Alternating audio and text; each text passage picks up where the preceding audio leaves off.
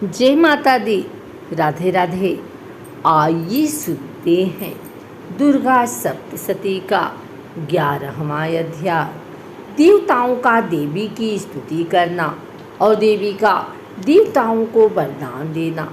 महर्षि मेधा कहते हैं, दैत्य के मारे जाने पर इंद्रादि देवता अग्नि को आगे करके कात्यायनी देवी की स्तुति करने लगे।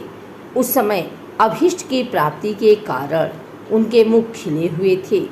देवताओं ने कहा, हे शरणागतों के दुख दूर करने वाली देवी, तुम प्रसन्न हो। हे संपूर्ण जगत की माता, तुम प्रसन्न हो। विंध्येश्वरी, तुम विश्व की रक्षा करो, क्योंकि तुम इस चर और अचर की ईश्वरी हो।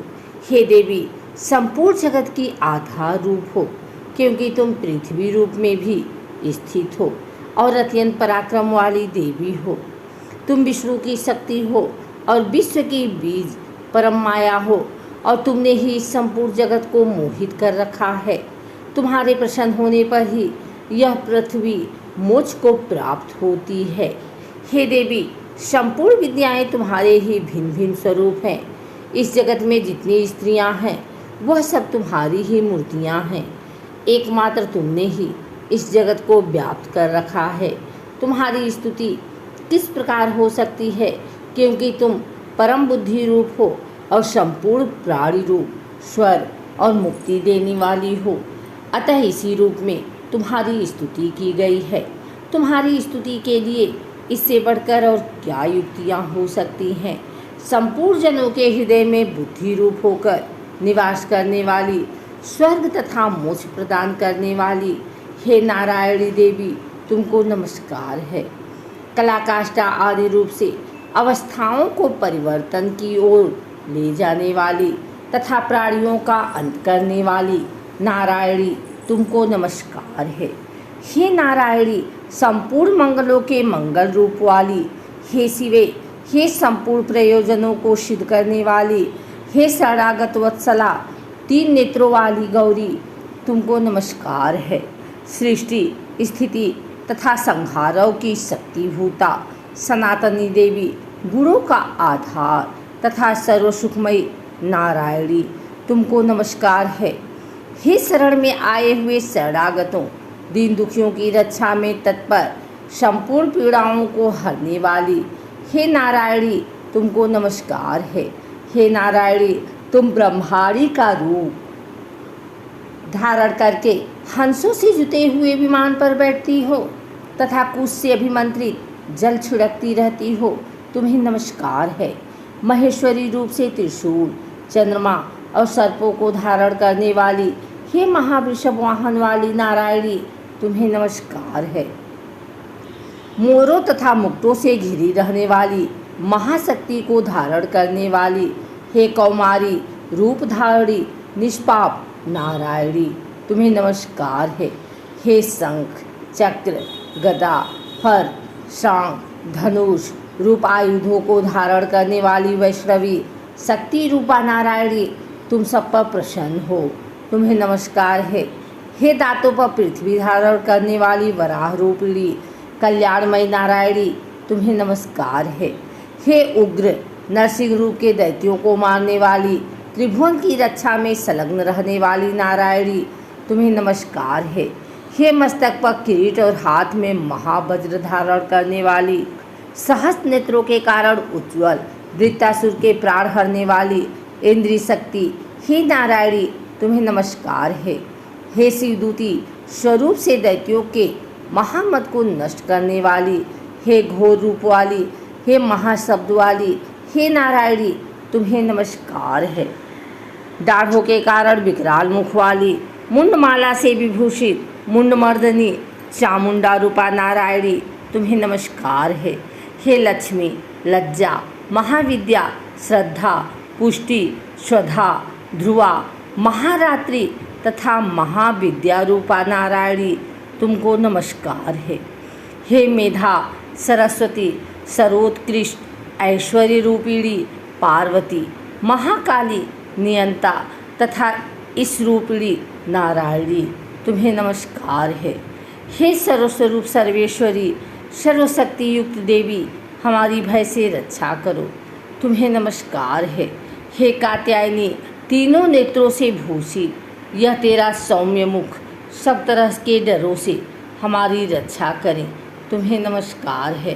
भद्रकाली, ज्वालाओं के समान भयंकर, अति उग्र एवं संपूर्ण असुरों को नष्ट करने वाला तुम्हारा त्रिशूल हम भयों से बचावें। तुमको नमस्कार है।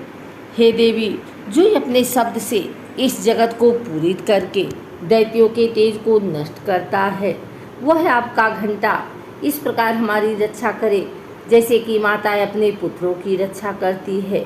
हे चंडिके, असुरों के रक्त और चर्बी से चर्चित जो आपकी तलवार है वह हमारा मंगल करे। हम तुमको नमस्कार करते हैं।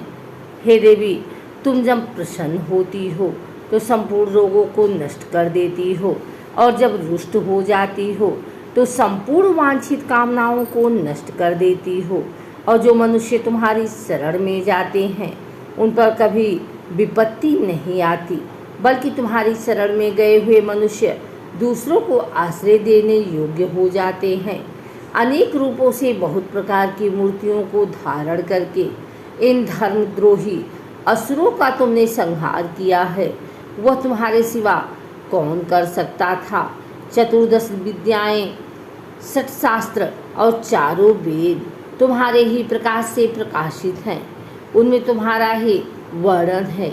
और जहाँ राक्षस, विषैले, सर्प, शत्रुगण हैं, वहाँ और समुद्र के बीच में भी तुम साथ रहकर इस विश्व की रक्षा करती हो। हे विश्वेश्वरी, तुम विश्व का पालन करने वाली विश्वरूपा हो, इसलिए संपूर्ण जगत को धारण करती हो। इसीलिए ब्रह्मा, विष्णु, महेश की भी वंदनीय हो। जो भक्ति पूर्वक तुमको नमस्कार करते हैं वह विश्व को आश्रय देने वाले बन जाते हैं। हे देवी, तुम प्रसन्न हो और असुरों को मारकर जिस प्रकार हमारी रक्षा की है, ऐसे ही हमारे शत्रुओं से सदा हमारी रक्षा करती रहो। संपूर्ण जगत के पाप नष्ट कर दो और पापों तथा उनके फलस्वरूप होने वाली महामारी आदि बड़े बड़े उपद्रवों को शीघ्र ही दूर कर दो।